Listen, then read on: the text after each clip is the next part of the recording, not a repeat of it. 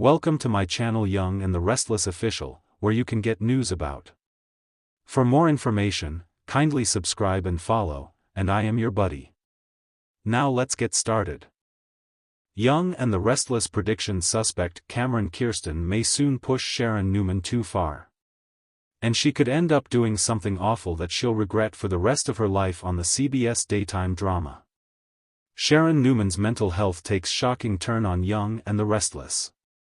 In recent YNR episodes, Sharon Newman's behavior began to change. The new bipolar medication her doctor put her on wasn't sitting well with her. However, instead of working with the doctor to find a different medication like she said she was going to do, she stopped taking it.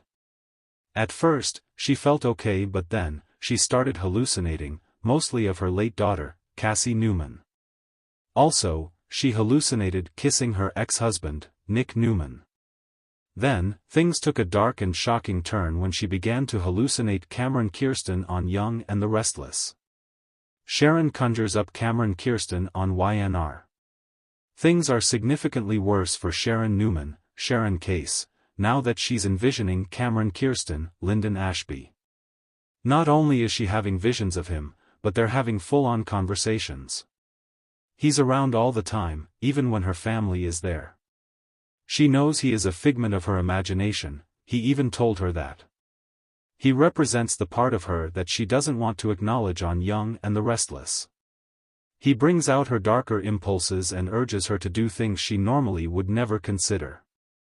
Now, things are intensifying because of the car accident involving her daughter, Faith Newman, Raylyn Castor.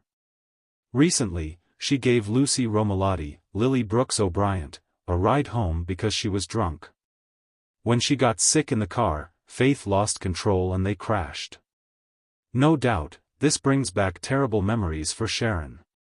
It goes back 20 years ago, when Lucy's father, Daniel Romalotti, Michael Graziade, killed Cassie Newman, Cameron Grimes, because he was driving under the influence. No doubt, it's all too familiar and is filling Sharon with rage because she blames Lucy. Young and the Restless prediction, Sharon makes horrifying move? Of course, she also has Cameron chirping in her ear about how Lucy is to blame for almost killing Faith the same way Daniel killed Cassie. Also, he holds Daniel responsible for everything. This is how Sharon feels deep down inside. And, soon, it looks as though Cameron may convince Sharon to get revenge. Not just on Lucy but on Daniel too. Official fall spoilers for Young and the Restless confirm that Sharon lands in a dangerous predicament that will change her life forever. Plus, it affects Phyllis Summers, Michelle Stafford, also. And it is Nick Newman, Joshua Morrow, who rescues Sharon when this happens. Additionally, Daniel and Lucy's mom, Heather Stevens, Vale Bloom, face a crisis that devastates them.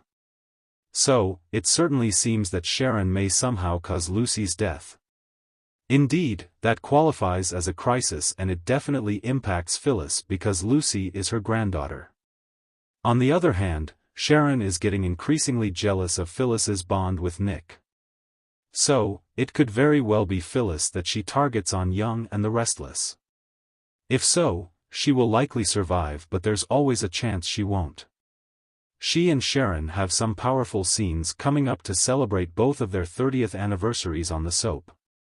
So, it's sure to be huge and dramatic and nothing will be the same afterward. YNR spoilers and updates promise major shakeups. Tune in each day to see if Sharon Newman turns homicidal with Kirsten's help on the CBS soap opera. Genoa City was no stranger to intense drama, but the long-brewing tension between Sharon Newman and Kirsten had reached a boiling point. A slippery slope to darkness. It all started when Cameron unexpectedly reappeared in town, claiming he had unfinished business with Sharon. At first, she believed she could handle his mind games. After all, she had grown stronger over the years, surviving everything from her battle with cancer to the loss of Ray. Sharon had built herself back up and redefined her life, becoming a beacon of resilience. But Cameron knew precisely how to exploit her deepest fears, and as he slowly chipped away at her defenses, cracks began to show. Sharon tried to brush off his taunts and insinuations, leaning on her family and friends for support. Nick, Mariah, and Faith were all quick to rally around her, warning her to stay away from Cameron. But Sharon's stubborn streak and determination to prove that she could handle her past demons alone pushed her further into Cameron's trap. Cameron's manipulation wasn't just mental, it was psychological warfare. He knew the right buttons to push, like bringing up Cassie's tragic death or reminding her of her darkest moments. Sharon, who had always struggled with her mental health, found herself spiraling once again.